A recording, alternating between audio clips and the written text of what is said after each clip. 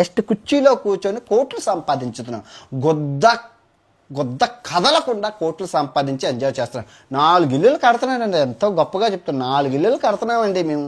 Betting డబ్బులతో సర్వనాశనం చేసే జనాల్ని ఆ డబ్బులతో కట్టుకుంటున్న ఇల్లు. రక్తం ఎన్నో ఆత్మలు మీ ఇంటి చుట్టూ తిరుగుతూ ఉంటాయి. ఆత్మలు నిన్ను పడుకోనివ్వకుండా బుర్రలో దూరి గుండె అటాక్ వస్తుంది. ఇప్పుడు మీ అమ్మ సచ్చిందే అనుకో, ఎలా ఫీల్ అవుతావు? ఫెయిల్ అవుతావా లేదా? బాధపడతావా లేదా? అలాగే ఎంతోమంది బాధపడుతున్నారు అయ్యా. ఎన్నో కుటుంబాలు అరే ఎడ్యుకేషనల్ ఛానల్గా నువ్వు చెప్పాలి, బెట్టింగ్ ఆడకూడదు, బెట్టింగ్ జోదం.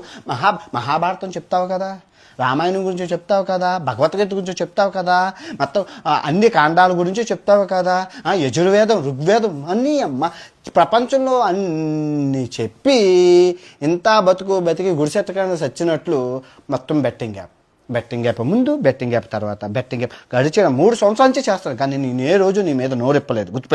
గుర్తుపెట్టుకో. ఈ రోజు నేను చెప్తున్నానంటే క్షమాభిక్ష నాన్న అడగడం కాదు, సబ్స్క్రైబర్లను అడుగు. నువ్వు సబ్స్క్రైబర్లను మోసం చేసావు. దగా కుట్ర నీ అంత దరిద్రుడు ప్రపంచంలో ఉండదు. అన్ని సర్వ రోగాలు నీకే రావాలి. నేను భగవంతుని కోరుకుంటున్నాను. భగవంతుడు అన్నవాడు ఉంటే అన్ని రోగాలు నీకే రావాలి. అంత డబ్బు అరే